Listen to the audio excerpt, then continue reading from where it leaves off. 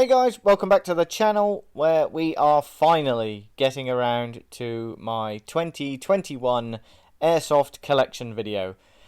Long promised, never fulfilled. I think it's time we get to it. Let's go. Right, so kicking things off in the same way we did last year, we'll start off in the world of snipers. And I got to be honest, not a fantastic amount has gone on in terms of my sniper collection. A few additional optics, that kind of thing, been purchased. But essentially, a lot of the old golden favourites still remain. This being my Ares ASO2, which we'll talk about in a minute. But let's kick things off and start off with the biggest and baddest of them all, the Silverback HTI. Which, if you remember from last year's video, this is based on the Desert Tech HDI, which is a anti-material rifle, 50 BMG. This thing is insanely good, but also insanely heavy, I've got to admit. Moving down, we are looking at my Tokyo Marui L96 AWS. Now this is new, it's not featured in my collection for long, but I'm very much looking forward to getting to play with that. Coming down to the AAC T10, this is actually the feature of our upgrade videos on the channel at the minute, so keep an eye out for this one featuring a bit more very soon. And then down to the old faithful, the Ares Amoeba ASO2, a rifle which some of you might remember I was promising last year to get around to painting and looking after, and as you can see, that hasn't really happened. I will get around to it. I've got some plans for it. It does feature in a lot of things coming up on the channel. Right, so moving on to DMRs. Now, some of you might remember that I only really had one DMR last year. That would be the Tokyo Marui 417D you see here. That's still with the collection. It is a little bit poorly at the minute. It does need a visit to a tech very soon, so we'll get around to that. New to the collection, though, is my Cyma SVU. Some of you might recognise this as Glaz's weapon from Rainbow Six Siege, and is actually a bullpup configured version of the SVD, or the Dragunov rifle. I've got to say, very, very good. Not quite as highly powered as I would like. It's going to need some tuning and some upgrading, I think, in the future to get it to where I want it to be. But certainly out of the box, very, very accurate. Very pleased with it. Nice rifle, got to say. More to come on that one on the channel soon as well. Right, sticking in the world of DMRs, although I wouldn't necessarily call these two DMRs per se. Certainly not the top one, possibly the bottom one. Let's take a look at them and I'll explain why as we go. But a lot of you will remember this one from last year's video as well. This is the Umarex Legends cowboy rifle, lever action of course. Faux wood, unfortunately, but real metal. Really, really nice. I really love the look of this rifle. I really, really do. I've put it in DMRs because it is insanely accurate, I find. Whether it would have the power output to compete as a fully fledged DMR, I don't know. I keep promising to skirmish this rifle. It is shell ejecting, so it's not ideal. But I will skirmish it at some point and really see just how far we can push this thing in the near future. Right, moving down, and a new acquisition to the collection is the KJW KCO2. Some of you all know this rifle, some of you won't. This is a gas blowback. It's sold by a lot of companies as a sniper rifle. Being gas blowback, this being the UK, the weather being traditionally pretty rubbish, wet, cold, I'm not sure a gas platform can hugely compete as a sniper. Maybe a DMR, I'm not sure, but yeah, insanely accurate. All the write-ups about this gun are true. This thing is an absolute laser beam. Hence why, again, I've put it in the DMRs. I want to try it out. Again, much like the Winchester above it or the lever action above it, it needs to be tested. I do only have one mag for it though at the minute, which is a problem. And I refuse to buy the curly mags. I don't like the look of them in there. I want the straight mag that we see here. So again, look out for this one on the channel. Right, moving on into the world of shotguns, and in all honesty, again, only one new acquisition on this table as well. A lot of returning old favourites, some with new furniture and what have you. Let's start off with one of my favourites, the Tokyo Marui Spas 12. Some of you will know from the other channel videos, this is new. That's the folding stock option from Octagon Airsoft. It's a replica of the original Tokyo Marui, really, really nice, and just sets this shotgun off. It really, really does. Sticking with Tokyo Marui, the SGR-12, which hasn't seen a lot of love this year, I've got to say, mainly because I feel bad using it. This thing is so overpowered, maybe not in terms of SPS, but just, yeah, it's ferocious. Moving down, this is my old two-tone shotty. First shotty I ever bought. As you can see, the two-tone is creeping back through slowly but surely. This thing's seen a lot of action, a lot of paint, unfortunately. It's been beaten, battered and bruised, but keeps on going. And yeah, something of an old faithful, I've got to say. I originally bought it for the folding stock. I thought it looked particularly nice, you know, as you do. But again, another one in need of a bit of a TLC, I think, unfortunately, in the upcoming months. And I will get around to this sort of thing, I absolutely promise. Right, moving up, the new kid on the block is my Tokyo Marui Breacher. As you can see, this one has been converted to HPA. It's part of a two-gun package. It utilises this thing, which is an A&K box mag, M4 box mag, and of course clicks on. I am thinking of actually cutting a little window in here and putting in some sort of like dummy shells just to set it off so it looks like a sort of shotgun shell drum mag kind of thing. Again, another one of the projects I will get round to at some point. As you can see, this thing is stippled grip at the front, custom stippled grip. And we have obviously the shell carrier on the side as well. Mag adapter for the M4 mags. This thing has been Cerakoted in a Tornado Grey, and that's to match its partner weapon as well, which we will see later in this collection video. Both are HPA, both are custom made by Airsmiths in Cornwall. Little plug for them there. Yeah. Right, keeping things moving, keeping things ticking over. Let's talk Sidearms. And again, only a couple of new acquisitions to the collection here. Starting off at the top, a returning gun is the Armorworks HX20, I want to say is its designation. It's been so long since I bought this thing. Purely for its two-tone look. It's got a slight sort of grey upper. I don't know if that's coming out. Not upper, slide. You know what I mean. Moving on, we have the Tokyo Marui Gold Matches, which I bought as a pair because I thought, why dual wield two different guns? You want them to look the same. That's how you get the cool factor, kids. And then something that might be new to the collection, I'm not sure whether it was in the 2020 video, is the SigAir, or SigAir I should say, M17 pistol. I like this one. I like the extended mag, I've got to say. I think that's a nice aesthetic. I like the two-tone tan with the black accents and everything.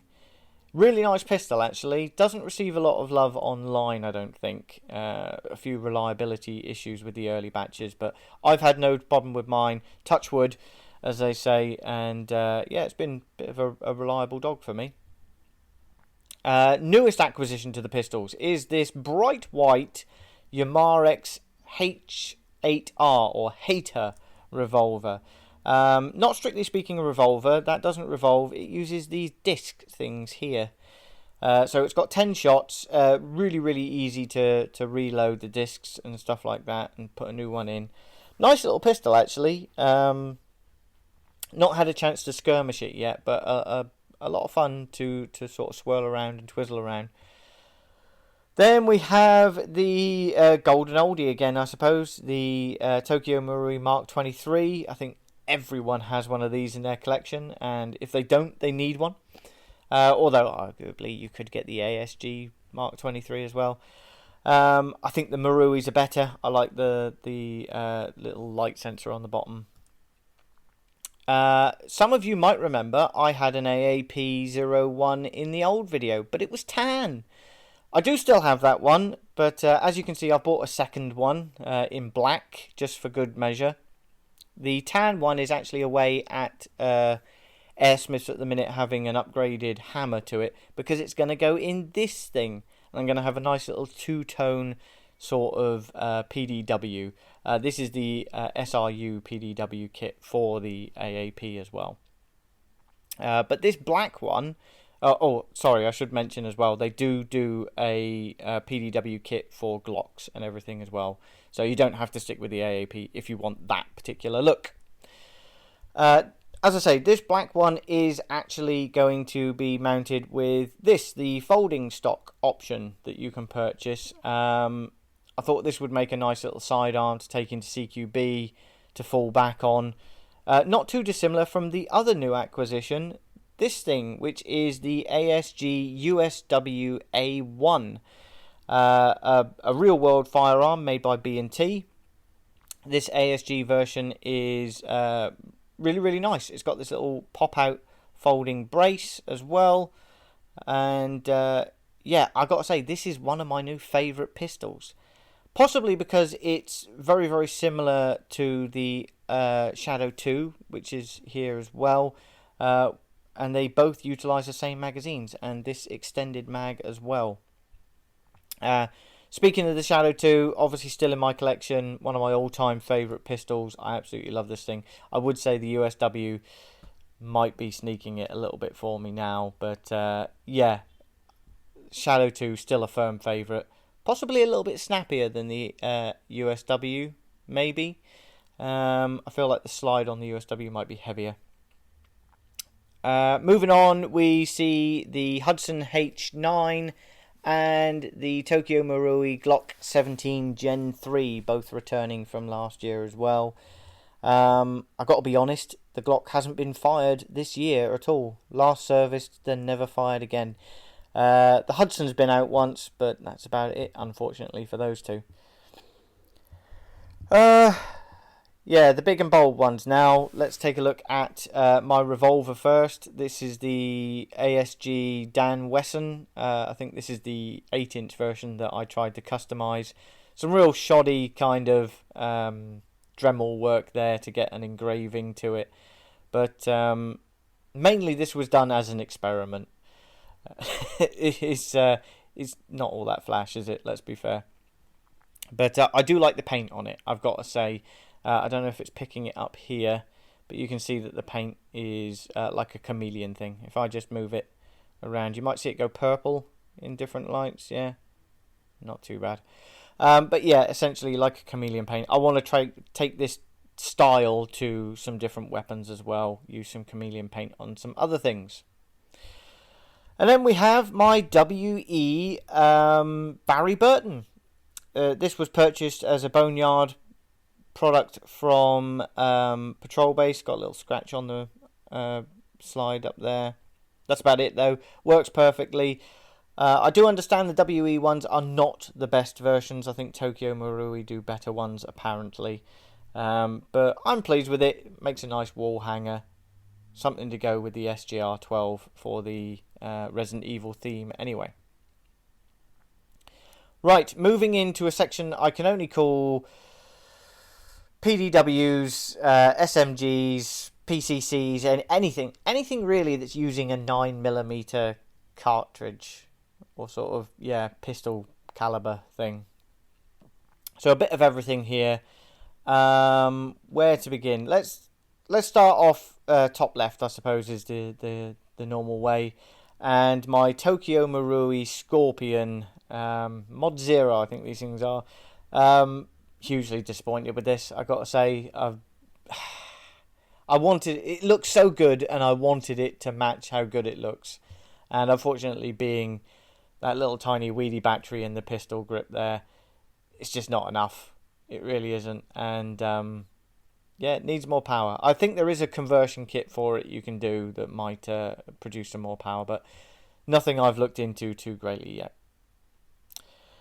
Sticking with Tokyo Marui and fan favourite, the MP7 gas blowback.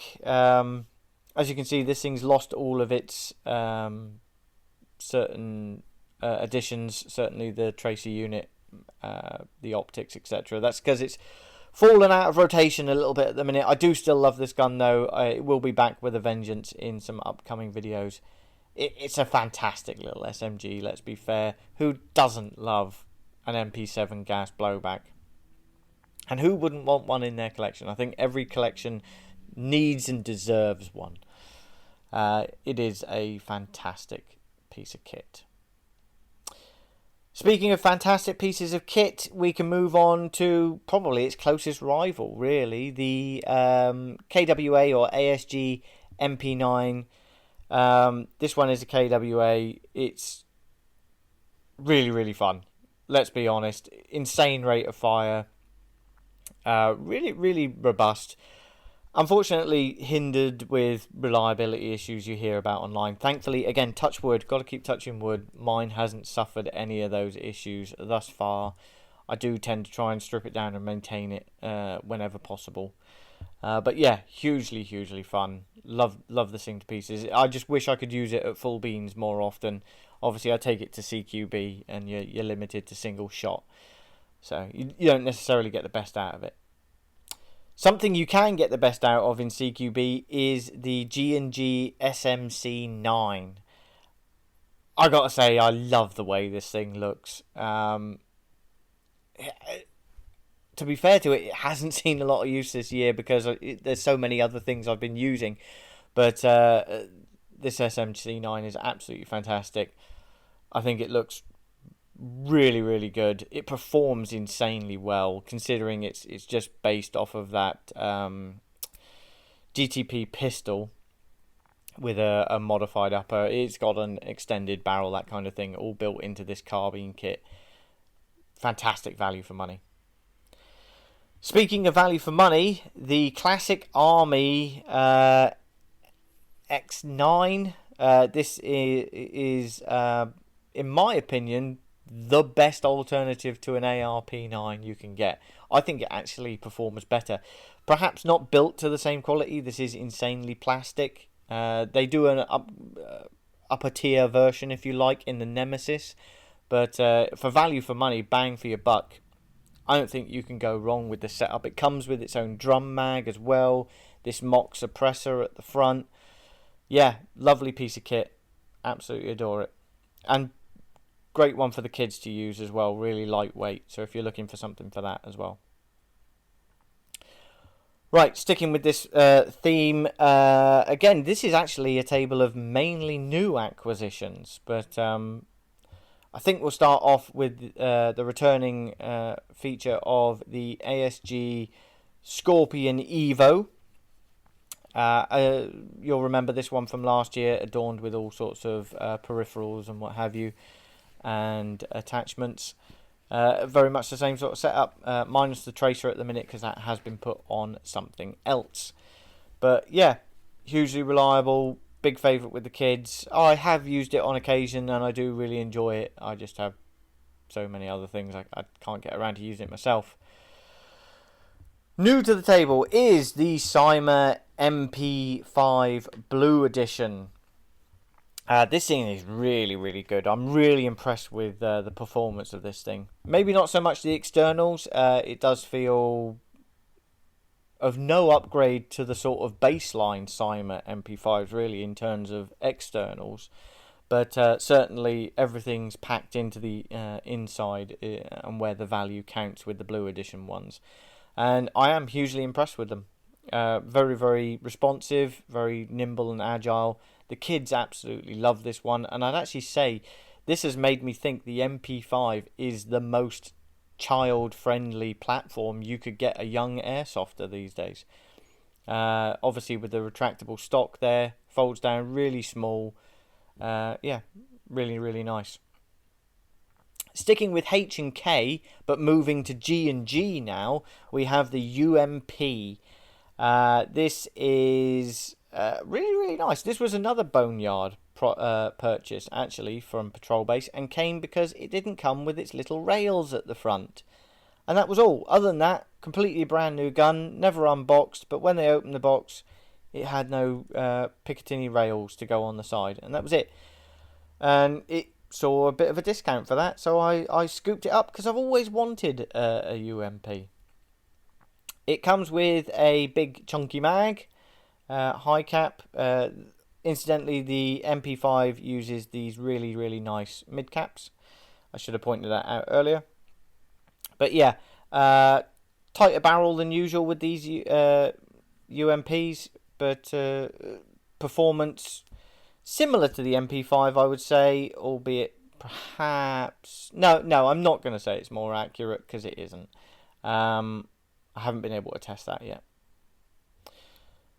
Moving on to an absolute favourite of mine since I've started using it, the G&G PCC 45. Now this is based on the real world LWRC SMG 45. Very, very similar to the UMP in sort of format, or not be it style. It's much more stylized than UMP. Uses different mags, so they're not interchangeable, unfortunately. But this thing performs so much better than the UMP, mainly because it comes with the built-in MOSFET and electronic trigger. Same type bore barrel, insanely good piece of kit.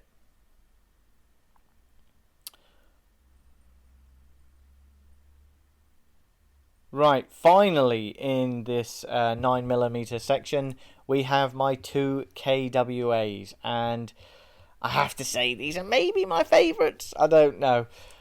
Certainly, you'll all remember my Ronin TK45 down here. This is a huge favourite of mine, I'm not going to lie. I really, really love the recoil impulse on this thing. The way it shoots, the way it looks so space age. It just oozes coolness. It really, really does. Yeah, if anyone's on the market for something like this, something a bit space age, I can't recommend this gun enough. I really can't. Love it to pieces. But needs some rail covers, I think, if I'm honest. Maybe some M-Lock rail covers would be a nice addition to that one.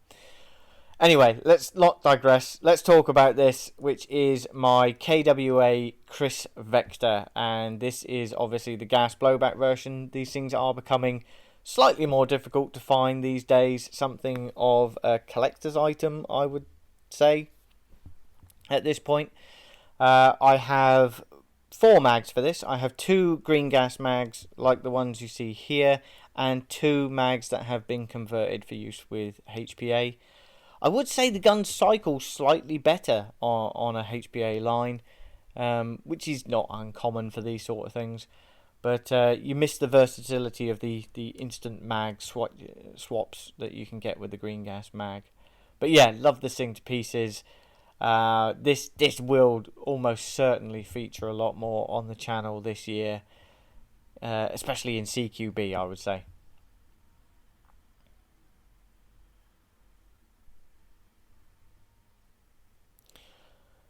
Right, rifles. And rifles is probably the section that hasn't seen a lot of love this year from me. Most of my acquisitions have been in other sort of designations.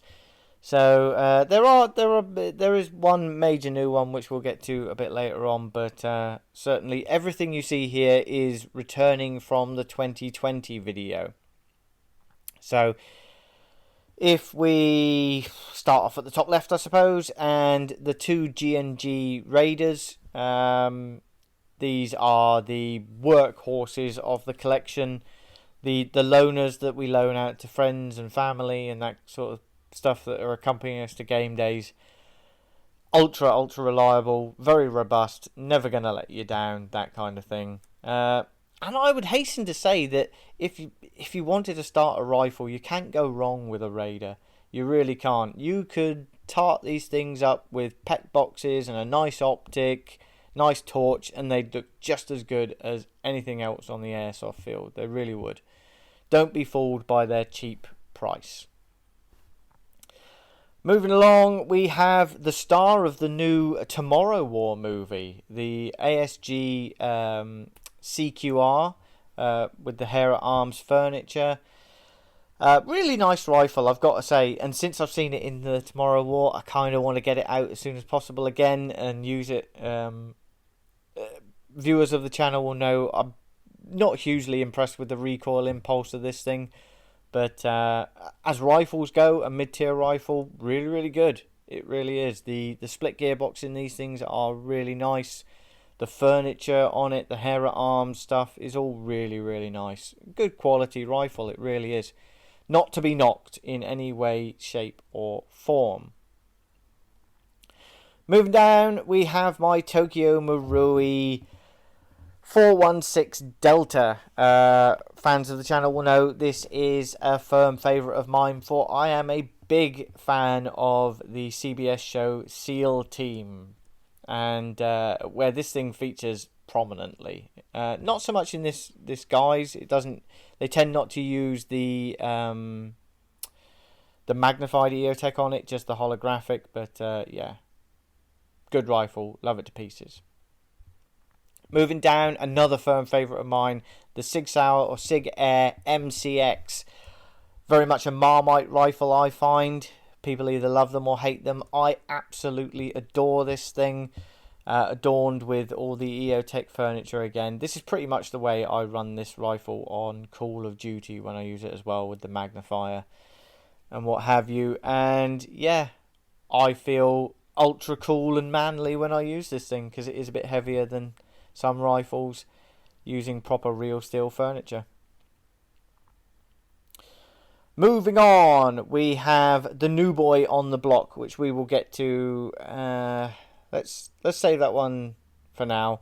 Let's move down and talk about Tokyo Maruis. And here we have my AUG high cycle, again returning to the channel. This thing is insanely fast when you can let it go full beans. Great rifle. Loaned it out to a few people. They come back with nothing but smiles. Great build quality. As with all Tokyo Maruis, you could argue it needs a bit more power, but there we go. Sticking with Tokyo Marui, the Mark 17 Scar or Scar Heavy. Again, used a couple of times this year already for videos and what have you. I have some nice attachments in terms of the grenade launcher and what have you for this. Again, somewhat of a Marmite rifle. Some people do not like the UGG boot stock. I personally think it makes the rifle. It is what defines this rifle, I think, in terms of its aesthetic. And yeah, makes a fantastic noise. The clack clack from the recoil system is really definitive, and you know, you can't mistake it. Moving down, my Cybergun FAMAS F1, which I have heavily sort of adorned in all sorts of scrim netting and stuff. Painted it, repainted it myself, and adorned it with some added extras, tracer units, that kind of thing. A scout optic at the top. I'd like this thing to be a bit of a scout rifle. It does perform very, very well. Again, just possibly needs a bit more power to be a DMR. Now, the new kid on the block. This is the other custom Airsmiths product. This is my custom Wolverine MTW, and is the partner to my Tokyo Marui Breacher rifle you saw earlier. Again, adorned in a custom Tornado Grey Cerakote. It also features Daniel Defense furniture in terms of the stock and the pistol grip as well. All real steel stuff. The Leopold optic and the D-bolt at the top there as well, and the torch. I love this thing. Insanely good. If you've never used a Wolverine before, once you do, you kind of question the need for any other rifle in your collection. Although I would say these Wolverines suffer from being perhaps a little bit too undramatic. There's no drama to them at all. And if you want drama, then you want some recoil rifles that we feature here. Perhaps not the most dramatic in terms of the recoil impulse, but who doesn't love some different rifles to go with?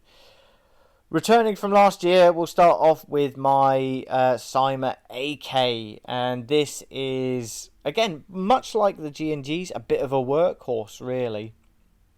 I love using this thing. I don't know why. I feel ultra tactical when I use this. Maybe it's the canted optic at the top that I do use quite frequently in CQB and that kind of thing. I just feel proper John Wick with it, even though John Wick never used this particular AK in his movies. But yeah, you get what I mean. It's cool, and it looks cool, and it performs really well for a cheap Cyma AK, as they all do, really. Cheapest on this table, but perhaps one of the more dramatic, as we spoke about earlier, is the Specna Arms G36C. As previously mentioned in other videos, this is an EBB, and I think the cheapest EBB you can get on the market.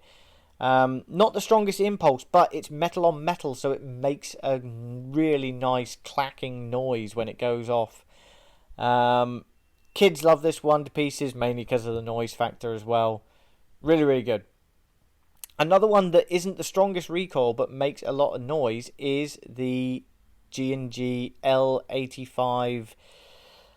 This is the shortened AFV version. This is, again, when I talk about the recoil, like I say, not the strongest impulse, but because that bolt, or the mock bolt, is recoiling right next to your ear when you cheek weld, it seems really loud. Like I say, though, not the strongest impulse. If you're looking for something like that, look elsewhere. But as L85s go, this is nice. The only thing with these L85s, I would say, is the mag well is particularly tight, and only G&G mags really fit nicely in it. The other issue as well is the patinaing, or the slight rust effect these things seem to produce quite readily. I don't leave them in a damp environment, and none of my other guns suffer from the damp, but as you can see, this thing just seems to be going off colour really rapidly. Yeah, don't know what's causing it, but I kind of like it, to be fair. I think it looks rough and ready. I think it looks used and abused. A veteran of the war scene, perhaps, but yeah, I don't know why this one's patinaing quite so quickly, really, in comparison to anything else I have in my collection. But maybe you've suffered the same thing with those G&G L85s. Moving on, we have the ASG Bren, the 805. I like this gun, I really do. Again, it's a mid-tier option, very similar to the Hera Arms in terms of its price bracket and what have you. Obviously, always compared to Scar Ls because of its look and styling. I've tried to make this one a little bit more definitive with its rail covers at the front and what have you. Give it a slightly different silhouette. But yeah, all in all, great rifle if you can pick one up for a half decent price. New to the table is my Ian L AKMS. This is the folding or the underfolding stock variant. That stock, although it doesn't look, it will actually fold down over the magazine even when it's in. These things are produced in the same Chinese factory as the Chinese variant of the AKs. And yeah, hugely authentic. Real wood, real stamp receivers. Really nice, really nice. In terms of performance, not a great deal better than, you know, my Cyma further up the table, but in terms of quality of externals, unmatched. Right, moving on to LMGs, and we're kicking things off with the cheapest in my collection, which is my Specna Arms G36K, which I have adorned with a C-mag, you see here, and turned it into an MG36. Now, That is a real rifle. They never saw mass production, but it is a real LMG platform that was manufactured and put through testing. And in my opinion, is the cheapest recoil LMG you can buy on the market. Like the G36C Specnas, metal on metal, makes a hell of a noise. Not a great recoil impulse. But yeah, if you consider these things, you can make this setup for about £200. A recoil LMG in, say, the new Tokyo Marui is going to set you back another £1,000 on top of that. So, and the performance isn't probably that much better, because these things are really, really good, I've got to say, for the price bracket. It's never going to set the world alight, don't get me wrong, but I like it, the kids like it, and it's a great way to put 1,500 to 2,000 BBs down round very easily. Right, returning from last year as well is the Golden Eagle MCR. And some of you will remember this is based on a real world platform, the Fight Light MCR, which is essentially an upgrade package for your M4 rifle or AR-15, which will turn it into a belt fed device. So before all of you shout that this is not real and it's just an M4 with a box mag, no, it's based on a real platform. Go look it up. And this is really, really nice. And it's one of the few LMGs, much like the Specna Arms on the table with it, that you can run in CQB, because it can go single shot as well. No recoil factor to this. Heavier than the MG36, but arguably slightly more manoeuvrable, slightly shorter. And like I say, can use in CQB because it has a fire selector.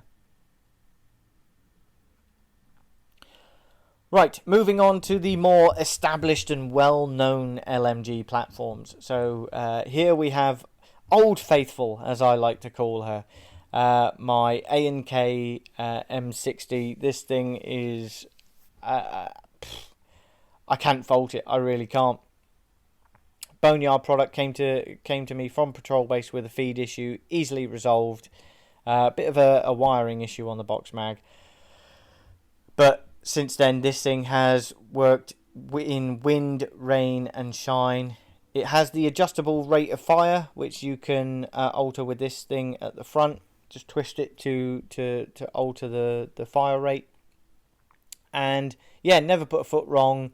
Starting to rust in places and patina up a little bit. I think it makes it look more manly and used. And yeah, love it to pieces. Absolute workhorse. The new kid on the block, though, or the other new addition, is my M249. Also originally from A&K, this one has seen a Airsoft Alphonse-esque HPA upgrade. Now using a Wolverine engine inside. This is another custom job by Airsmiths here in Cornwall. I must admit, I've only used this in the backyard at the minute. It is insanely fun to use. Huge rate of fire. Can fire just as far as the Wolverine MTWs can. Yeah, so it's a bit of an LMG sniper, really. The only reason I haven't skirmished this thing yet is it is insanely air hungry. I need a dual tank setup to get any sort of game time out of this one, I fear.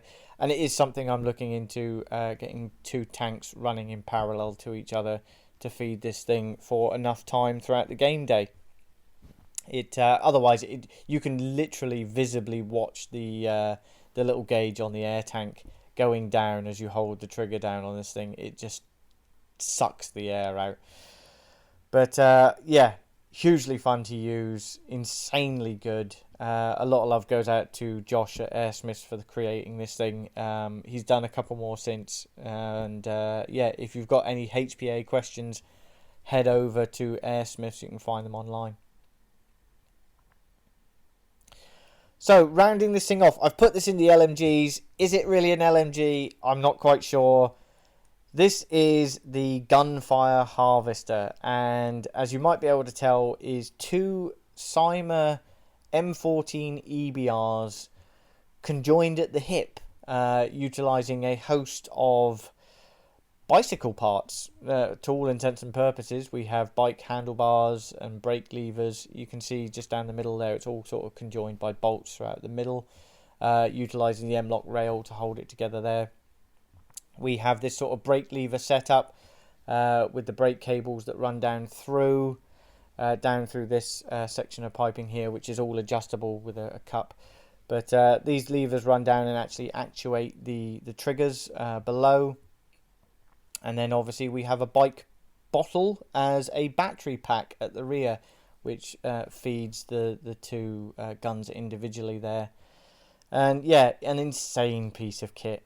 Down below you'll see I have two Batlax auto feeding 750 round magazines.